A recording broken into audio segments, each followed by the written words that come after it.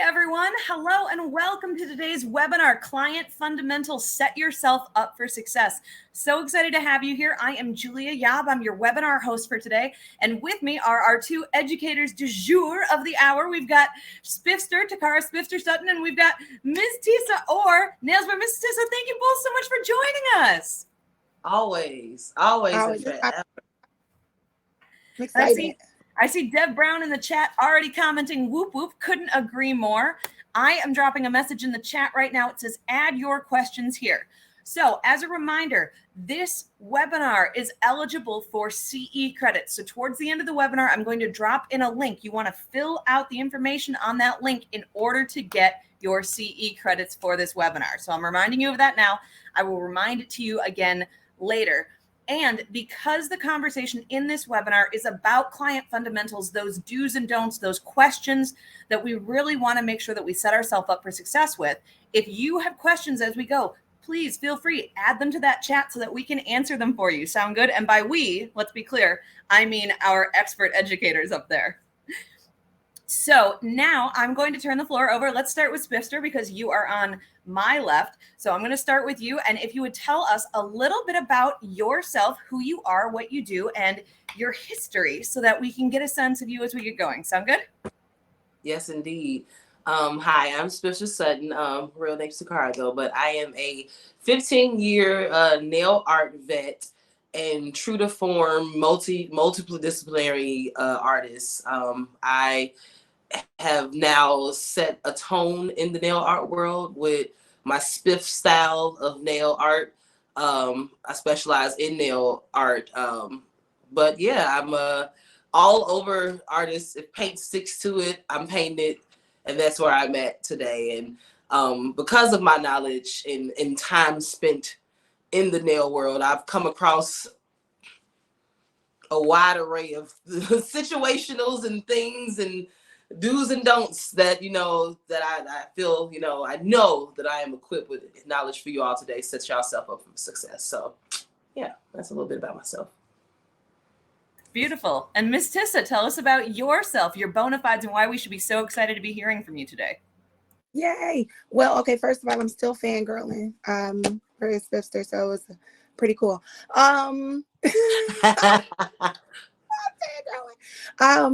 I am, Nails by Miss Tissa. I would say, I wouldn't call myself a vet yet, but I definitely have been in the nail industry about 18 years now.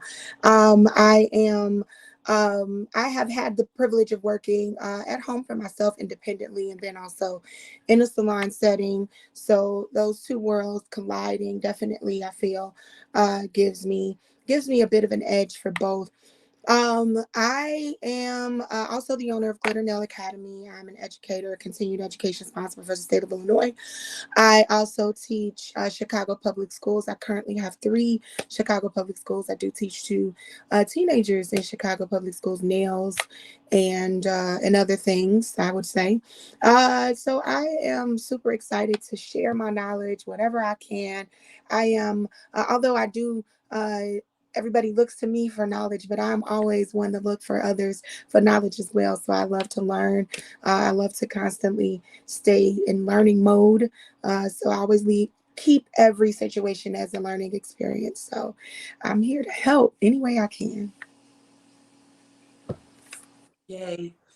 Brilliant. And I am going to drop both of their links as well as Booksy's link in terms of Instagram, dropping them into our chat right now, adding a couple more shout outs. Let's see. Hi, Tasha. Hi, Celicia. Hi, Jamie. Hi, Ashley. Hi, Abigail. Hi, Dev. I think I caught most of you so far. It is great to see everyone chatting and connecting in the chat. I love that. So don't forget the chat's great for that. But if you have questions, do make sure to put those in there as well. And just to show you why a little tiny bit of why both Spifster and Miss Tissa are so cool, I'm just going to really quick take you to both of their pages. So I'm just going to show you a little bit of what they look like online. This is just their Instagram online, but you can really get a very clear sense of who each of them is as an artist, as a figure in the industry, and what they're into. And both of them, you can tell they absolutely have their own style and they're so distinct and they're so clear and they're so beautifully who they are online. So I just want to emphasize this. If you are not following them yet, oh my gosh, do so. You will not regret it. Both of their pages make my life better. So that's what I'm saying. So we actually do have an initial question, and then we'll kick into things even further. So Jamie is wondering to both of you, do you travel? Yes. Like I'll go first. So I said it. Yes. I mean, I haven't traveled honestly at the capacity I was traveling before the pandemic. I'm still afraid to, be out here holding hands and stuff like that. Our job is so close. So, but yes, post pandemic, I was a traveling son of a gun. I was everywhere, always, at least somewhere once a month, always traveling. But I'm not a traveling nail artist within my own city. Like I don't do house calls and things of that sort like that. So. Oh, me? It's my turn? Okay. Okay, so two things. We try. We very much try. Even like during the pandemic, we had to get away. We got to get away. Okay. So we do only travel pretty much to one specific place though, outside of Illinois. So that's always our solace, our place. It's our safe place, our happy place. But as a nail tech, I just being honest, everything that I think that we do has to make sense. You know what I mean? So in my case, I travel for high profile clients. However, for some of my clients that are able to get to me, and which usually they are able to get to me, I don't. I do stay at the salon. So I do have my own salon. I tell people all the time, like, I got a salon, girl. Come on in. It's comfortable here. We got water, It's we got all drink. set up. Everything is Exactly. Yeah, that's a very good point. So thank you both. So okay, so you've each told us a little bit about yourself, a little bit about your background. So now, as a reminder, this webinar is for all of you here, all of you attending. So add your questions, and I am on the lookout for them. But in the meantime, I've got some great questions that we curated for them in advance. Also, Celicia says, yes, it has to make sense. Exactly. That's the thing. You got to weigh those pros and cons. And we're going to keep having more conversations about that as we go. So we're so excited to have you all here. So let's talk priorities. So for each of you, I'm curious, and let's start with Miss Tisa this time. What is the number one thing that you always do to set yourself and your client up for success? And we'll start with at the beginning of a service. What's the number one thing that you do at the beginning of a service to set yourselves both up for success? Oh, so my students probably, if they're here or any of my students are here, they'll probably answer it for me, but it's consult. Always. I always go over the consultation process. So like, when they book, especially through Booksy, they'll have like some of the descriptions and say, oh, well, I want this, I want that, or they'll, put a little bit more information. So when we sit down, I always do and go over what we're doing. So what's happening? What are we doing? And even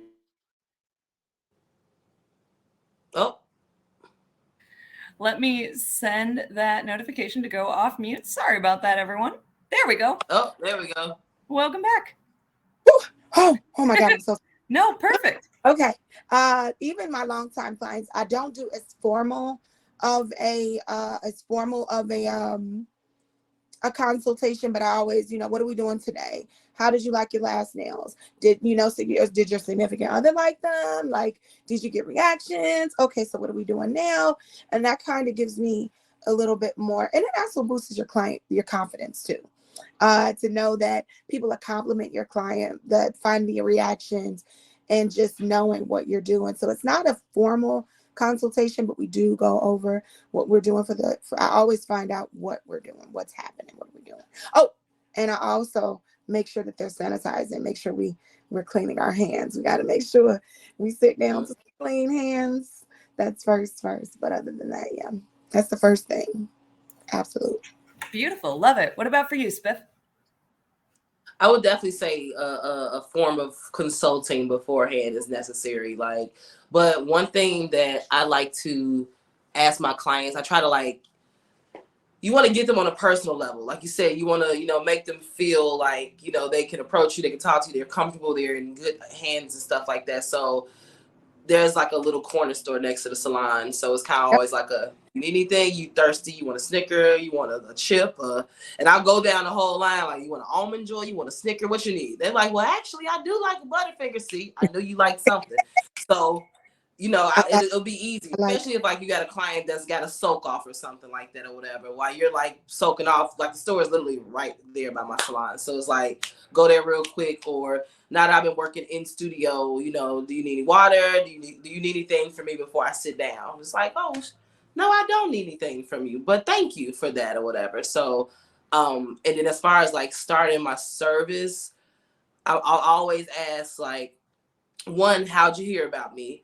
But two, what are you here for? Is it just because, or are you here for an occasion? Because that will shape the whole service. Because a lot of people, I won't say a lot of people, sometimes when you have a new client especially, and you know, they may go from salon to salon, who knows their tracks history with nails and things, but sometimes they just come in and don't even tell you what they're there for.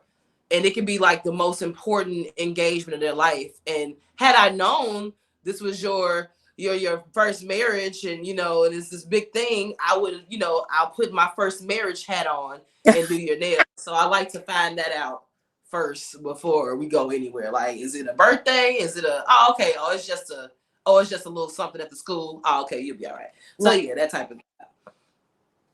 Yeah, I love it. And that really does, that lets you inform the whole rest of the conversation.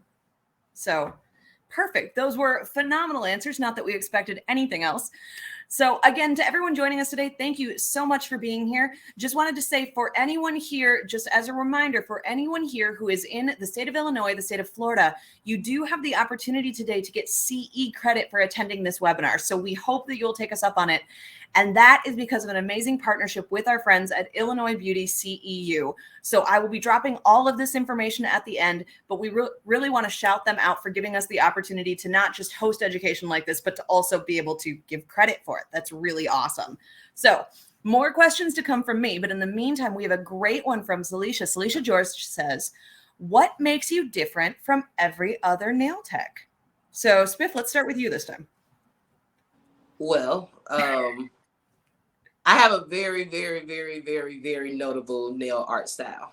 And it's been very, very, very apparent from the beginning of me doing nails. And at this point, I have noticed the very, very, very, very, very big pool of inspiration that I lend hand to the world of nails now by looking at like the explore pages of Instagram or just anywhere in the world, just seeing nails out in the streets. Like, I've literally worked with somebody on set and I saw their nails, and their nails were inspired by an old set of my nails. And I'm pretty sure she didn't even know that. So I have a very, very, very, very, very notable nail art style. And because of that, I'm able to kind of just create. I'm an artist first and foremost before I got into nails. So I'm able to be an artist on your hand. So you give me your mood and nothing else, and I know what to do on your hands, and it's like, it's gonna be perfect. You literally can sit down and fall asleep when you get your nails done by me, and you'll wake up and you'll be damn near in tears because you're like, oh my God, I never got to know. How'd you know my grandma's couch was blues? Like, I didn't, but somehow we got there. So yeah. Beautiful. Love it. What about you, Miss Tisa? Oh my God. I feel like I am not one of the people that should be up here. I'm just listening to Spiff. Girl.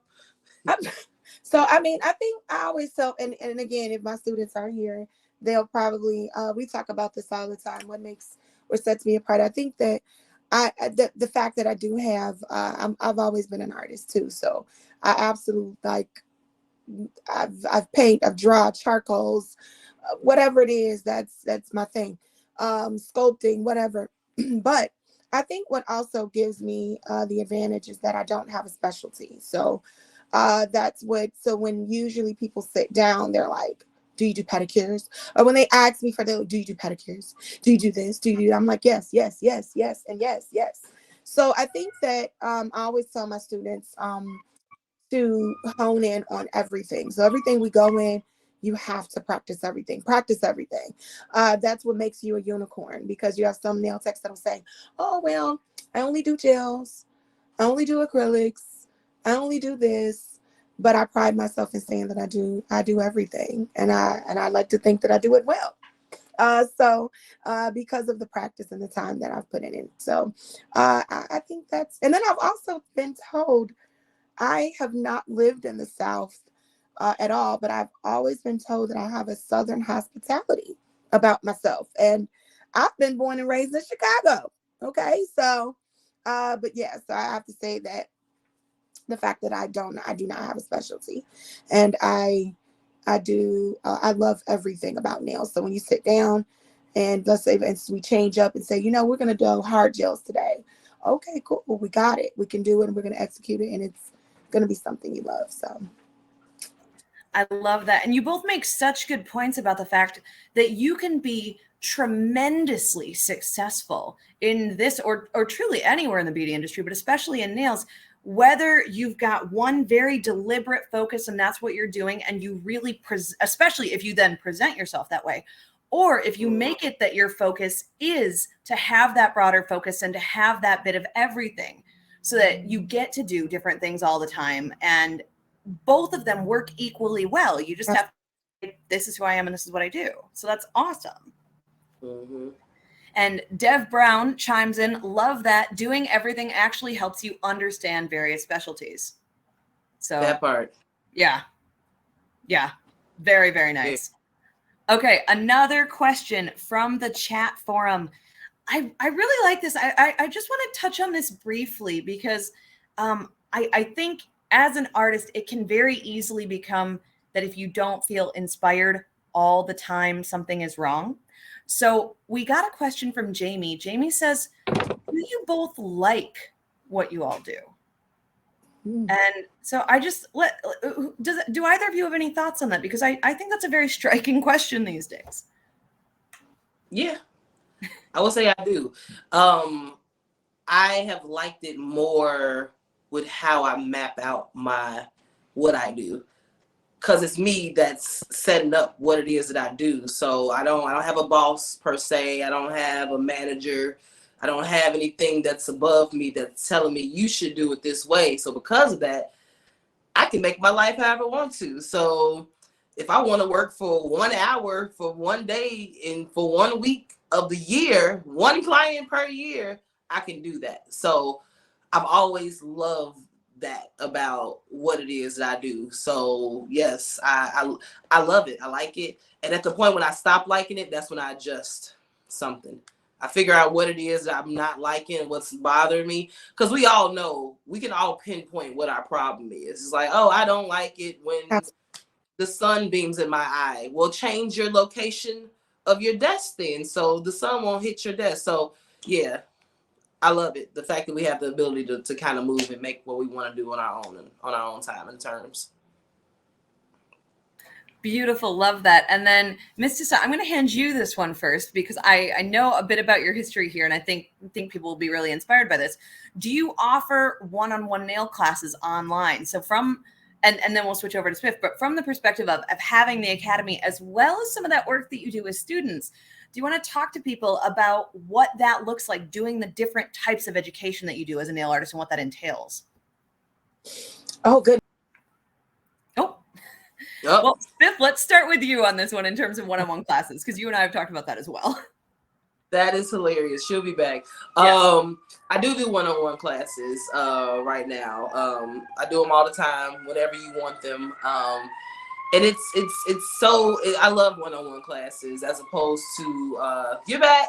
I love them as opposed to classes that has a great number in them. Though I like those classes too, sometimes people tend to freeze up and not, really answer the questions they want to ask you. You always have that one person after class, they come to you off to the side and they got a whole line of questions that they wouldn't have said in front of 20 people. So I love one-on-one classes.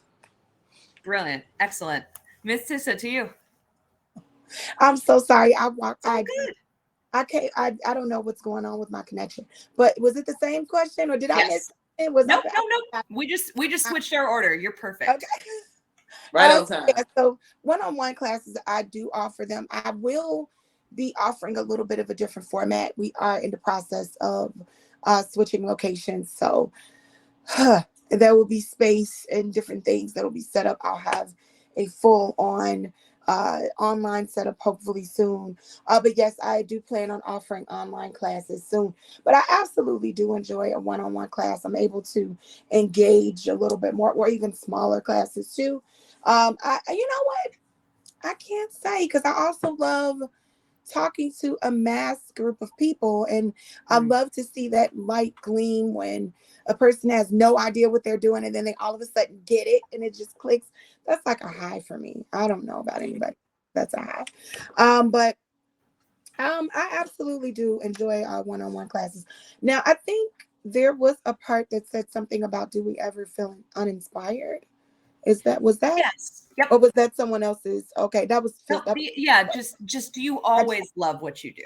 I absolutely love it. I always love it. In the same way, like if there's anything that needs to be adjusted, you adjust it. But I find that me personally, when I start to feel that I don't have many ideas, or I feel a little bit more frustrated, or things tend to tick me off a little faster, because I'm usually a really patient person. I'm so patient.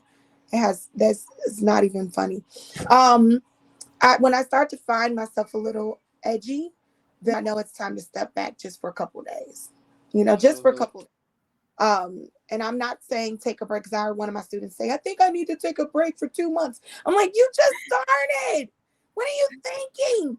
So, I mean, it's like rolling a ball, like a snowball up the hill right now. You gotta use all your good beginner strength right now, but I do find myself sometimes just taking a step back for a day, nothing nail related, at least for a whole day, or maybe, a good 2 days, or maybe that weekend, there's nothing nail related, but other than that, I absolutely love teaching. I love it. I love the students. I love the zeal of new students. I love the zeal so that's what keeps me going with loving what I do, for sure. I love it. And I hope that everyone who's attending today, I hope from my perspective that one of the things that you take from these two conversations together is like how very much these two educators, how very much they generate that within themselves of like, if you need a day off, take the day off. I love that example of if the sun is shining in your eyes, and just looking at what's not working and trying to tweak that instead of throwing up hands and going, you know what, it's everything, I can't, because that's a very easy thought, but that doesn't always mean that it's the right thought. Absolutely. So let's go back to things that we always do to set ourselves up for success. So when you are in the midpoint of a service, is there one thing that you are always doing partway through that you find that if you do this, it makes a difference for you and makes a difference for your client? You want to go first? I can go first. Yeah, no problem. Go crazy. I think that I always checking for satisfaction. So my client, if my students are here, they're going to probably answer it for me. So mid through service, I'm always checking for satisfaction. I'm always checking, is this to your liking? Do you like this color? Do you like this? And that has everything to do. I know I find a lot of new students, they sit through the service. They don't want to check for satisfaction because it's like a knife. I'm not going to lie. It's like a knife to the gut when a client tells you you've poured your heart out on these nails and the shape, and then they tell you this isn't what I want. You know what I'm saying? So then they're like, so I find a lot of nail techs don't even want to hear it. So they don't ask, they don't check for satisfaction. So I always encourage to check for satisfaction. Always check. Check your lengths. Make sure they, even if it's a point when they're very, very verbal about, oh, well, can you taper this in a little bit more? Can you shorten the length? Oh, okay, I'll get there. I'm not finished, but I'll check with you when I get there. You know what I mean? So always checking for satisfaction. Even for myself, I check for my own satisfaction. Like, do I like this? Would I wear this? Am I okay with this? And the other thing is settling up on payments. That's going to go midway through service. Oh, we got to settle up, boo. We have to settle up. So if you're not paying, and that goes cleaner as well through the service too. And at the end, you don't find yourself taking payments at the end, scheduling appointments. When you settle up, check for satisfaction, and you settle up in the middle of the service, I feel that the end of the service is easy. Now we just got to find your appointment status. We got to, we can do other things, take pictures, because I know me taking pictures at the end, honey, it's a whole production, okay?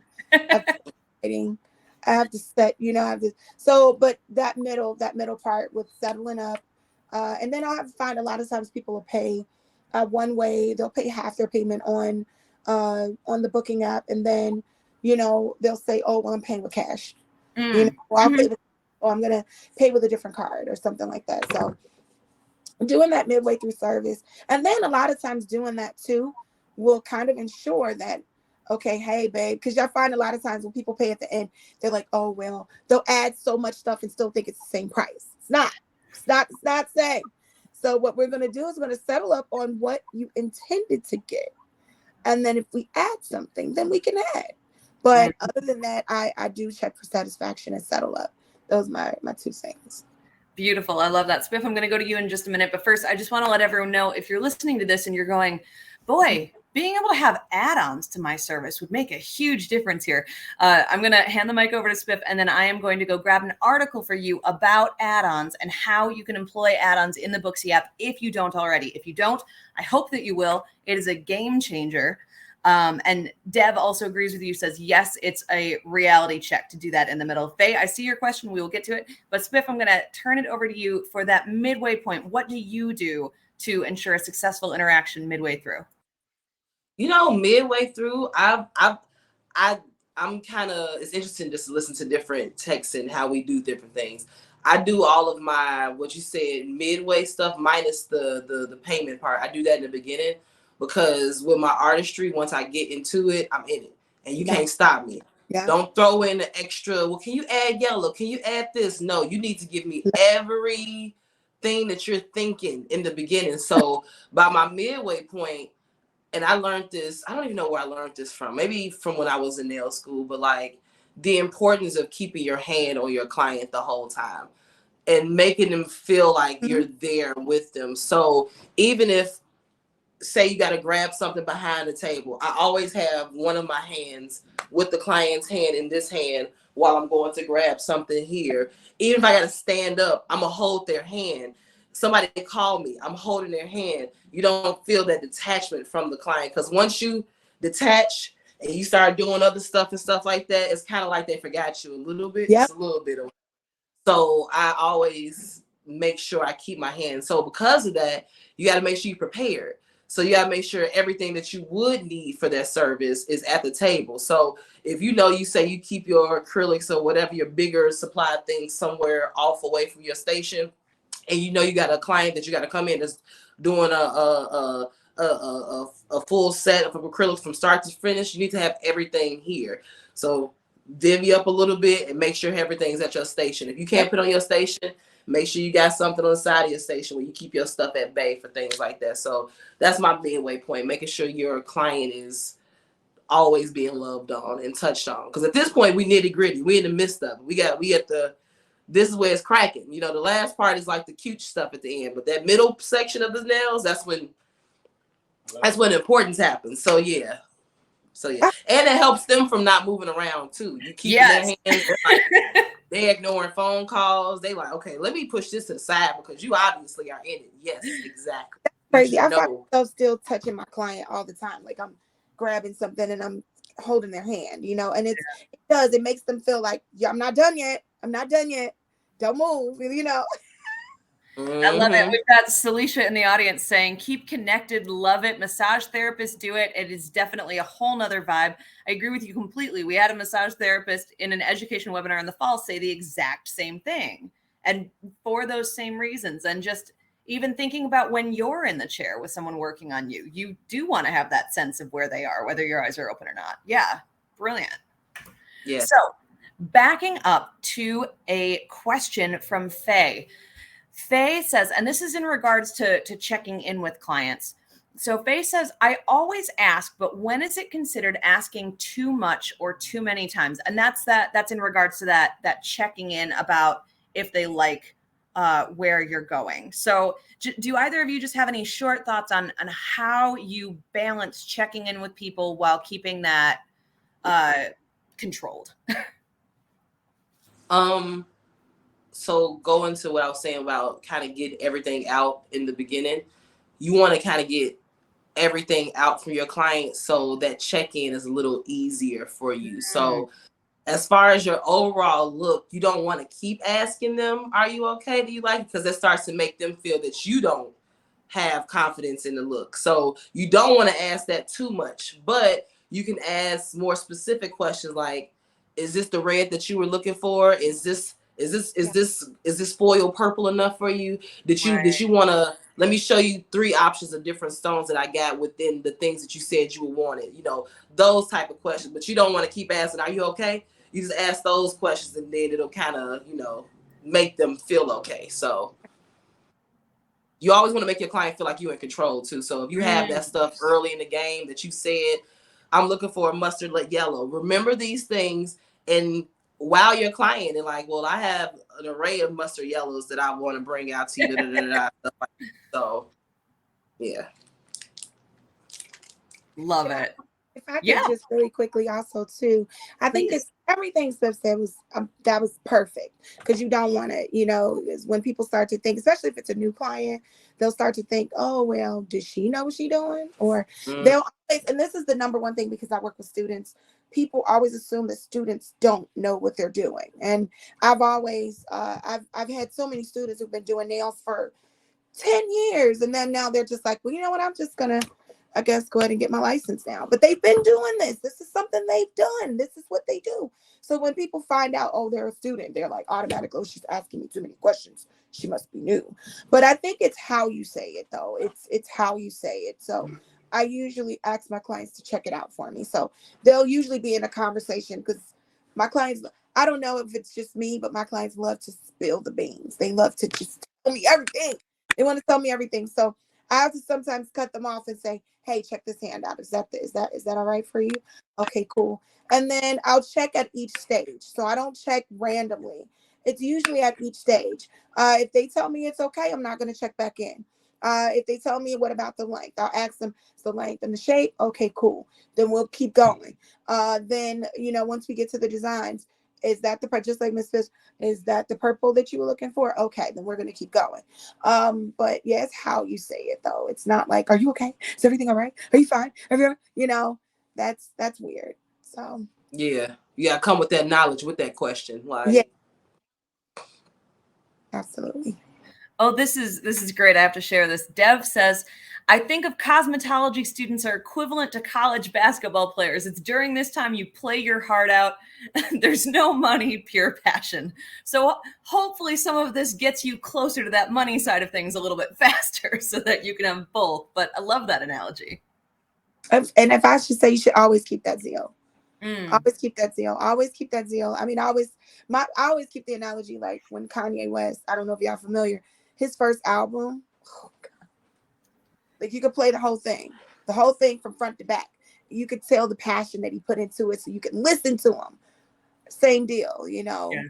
I always grab everybody's attention. That should be it. Yeah.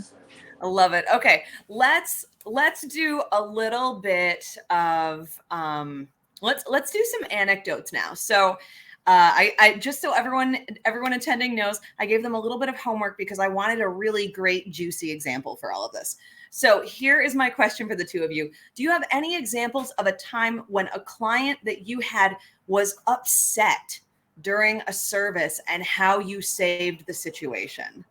Like, let's get into the nitty gritty of it. Does one of you want to go first? I'll go first.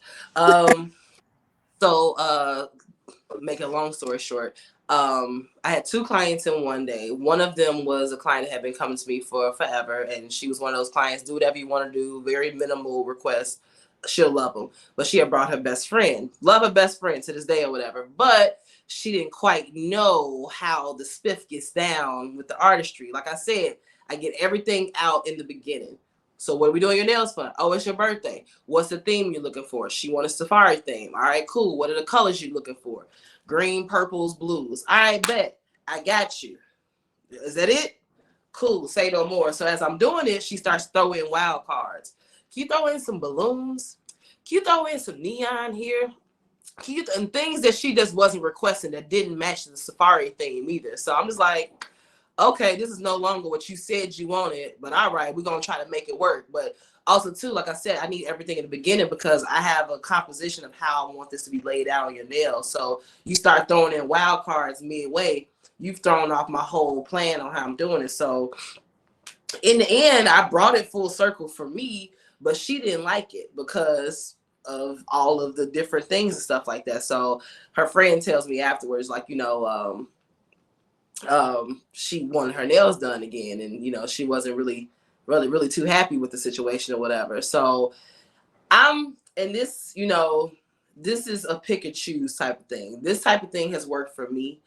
And that's really because I'm real personable with people. I like to, and even in the nail, in the moment of us doing nails, like I bring it to a very person to person situation. It's not like nail artist to customer type of thing. So we talk about real life situations, hard things, all that stuff like that. So she was like, she wanted to get her nails done the next day. And I was like, no, you can't get your nails done the next day. And it's like, yeah, you could have. I had openings the next day, but as your own business owner, you need to know when going above and beyond is too beyond. Like, we set out here, we planned it all out.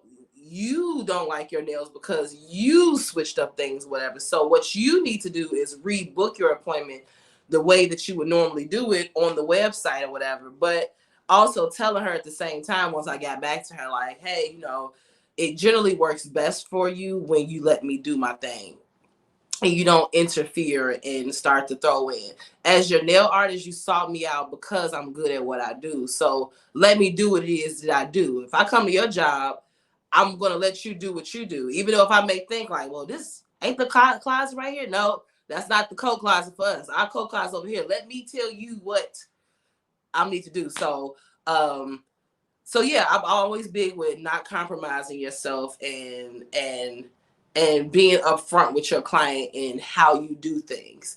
And that goes with a lot of things. I don't do a lot of stonework. So I say that in the beginning. I don't do stonework. I don't do this. I'm not going to do this style. I don't do this. Like in the beginning when Chrome first came out, I was against it. I was so like, no, I'm not doing it. You tell people this in the beginning though, so that way by the end of the service, you don't have to have the moment that I had to have with her after the service to tell her all that stuff like that. So yeah, that was a moment. But at the end of the day, which it always happens in people like that who don't like their nails, they get all these compliments all around the world about, oh my God, your nail, who did the, oh my God. Yeah, you like your nails now after 4 people that came up to you in the Walmart and told you like them. So yeah, be quiet. You got this. Trust your nail tech. That should totally be a t-shirt. Trust your nail tech. Yes. For real. So what about you, Ms. Tisa? What's an example of where you pulled something back from an upset and made it into a success during a service? Oh goodness. I feel that I'm trying to pull one, but this is my prized one though. I feel that people tend to react differently when it's a situation where it's just you two versus it being in a salon. So I work in a salon, so people tend to be a little bit more theatrical in the salon because they have an audience and they can tell I'm upset. Look at me. I'm upset. So know this, that people will act a little different because I've noticed that when it was just me and I was working at home, when people were upset, they tend to just draw back and they won't say anything, or they'll mention it to another client that still goes to you, like that. So they won't be as, but a situation where I have had a person to be upset. So I had a time when let me say this. So my management at the time, she was a little, one of those people that were a little dry. So over the phone, it could be taken as maybe a little bit of an attitude. So the client came in, she already had a little bit of an attitude because of, I guess, situation with booking, different things like that.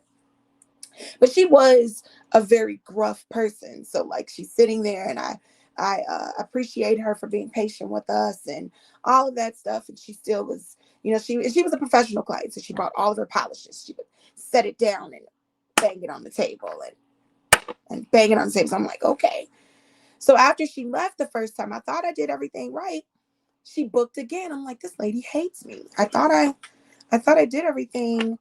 She really hates me.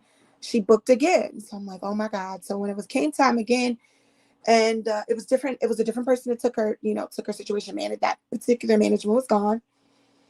And she still was very gruff. She came in again, banging our polishes. We're going to do red this time. Can you handle that?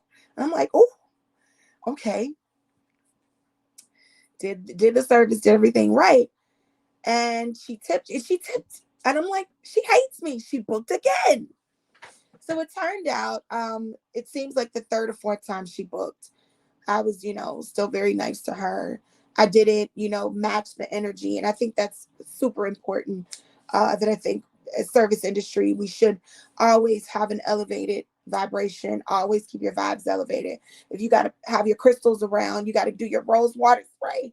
You have to, wash your face in between clients, always, always. So when she came in that next time, it turned out, she started to really be a little softer. And it turned out she was in a really abusive relationship, where she was just kind of like going through a lot. And she was explaining that, this is what's happening with me. This is what's going on. And so it turned out to be one of my favorite clients. And it was just and I wouldn't say I turned it around immediately, but if I had have gave her the same energy she gave me, that would not have been a client for long. So sometimes I would say, just really don't know exactly what people are going through, and they're sitting on your table, what this means to them. And she even shared and say, you know what, my nails is my only happy time. This is when I can control in this space. I can control the color I have. I can control the shape of my nails. And otherwise, in the outside of her life, she couldn't. So I was happy to give that to her. And I hate to say that her situation, it was sad, but it also brought me and let me know that this is really what I should be doing. Mm. Yeah. Sorry. No, that was a beautiful example. And I think what really shows up so clearly to me in that is, what occurs as a success in that is you let the client be how they were. And you just kept showing up as the professional that you are. And if she'd have said anything, that this doesn't work, then you'd have done something about it. But you let her just have the attitude that she had, and you kept doing the thing that you did. And that, to misquote the poem, that has made all the difference. And that's, I think, something so powerful, being professional in the face of upset or of grumpiness or of we don't know what. So thank you both for sharing those. Those are really phenomenal examples. I appreciate it. Cool. To everyone who is attending our webinar today, I just dropped this into our chat. I will drop it in a few more minutes once we end for the day. But I just want to remind you all, don't forget, if you are attending today's webinar and you would like to get CE credit for it, which I hope that all of you are and all of you will, don't forget to make sure to fill out the Google form afterwards. And again, I will drop this link into the chat at the end. You will still be able to access it after the webinar is done. For anyone who is watching this afterwards on YouTube, thank you so much for joining us. You sadly will not get CE credit for it because you didn't join us live, but we still hope that you've gotten a lot out of it. But as a reminder, make sure that you fill out that form. That form is how our partners at Illinois Beauty CEU will be able to give you the CE credits for attending this webinar. And also you will notice that at the very end of the webinar, there is a question about what sort of education you would like to see in the future. So this is a great opportunity to be able to let us know what other education would really be valuable for you. We'd love to hear that.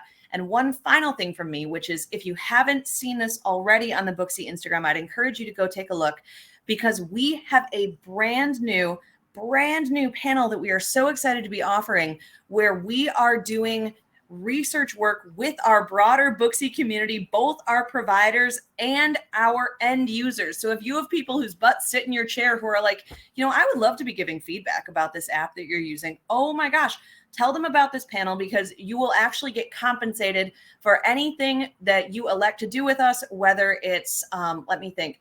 There are forms that you can complete that will be sent out. There are random one-on-one interviews. They might do interviews over a video conferencing app. And based on what you are doing, we can get feedback. You might even get to be one of the first to try some of the brand new features that are coming to Booksy, so that we can make sure that they're working the way that everyone wants them to work before they get a huge launch to the GP, to the general public. So if you are interested in that, please go check it out. You can find the information on the Booksy Instagram page. You can also sign up, and I will grab you that link as well. You can sign up in our link tree. Otherwise, you can look right here in the chat. I'm dropping it.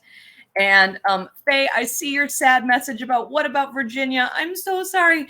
We don't have CE credits for Virginia right now. But if you keep letting us know that you want them, then we can see about getting them for you in the future. So that's the perfect thing to do. And the Booksy Research Panel is a great place to let us know where some of our professionals in Virginia, what you would like. So there we go.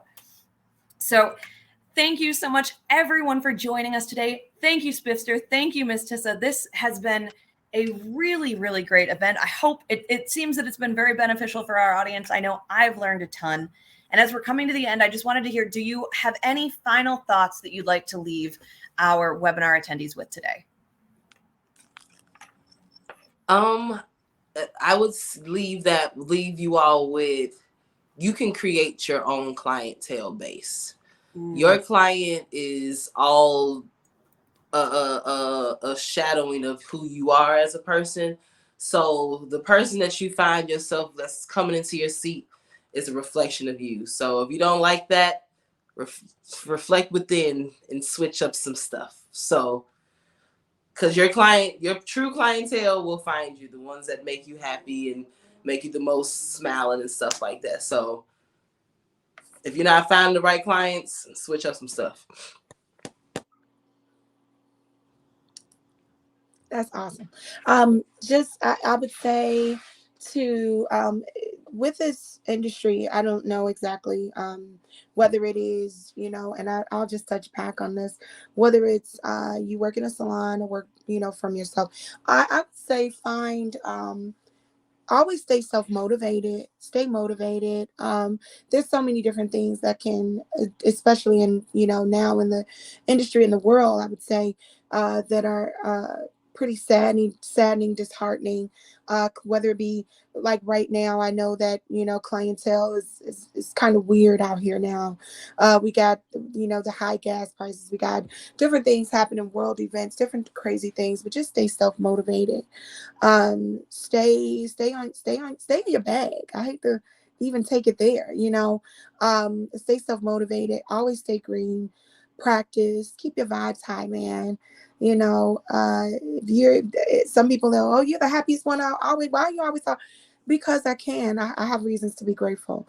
So I would just say that, practice, constant practice your craft. There's never too much you can't learn. So I would always say, when I tell people, I always ask people, and people always ask me, do you feel you've mastered?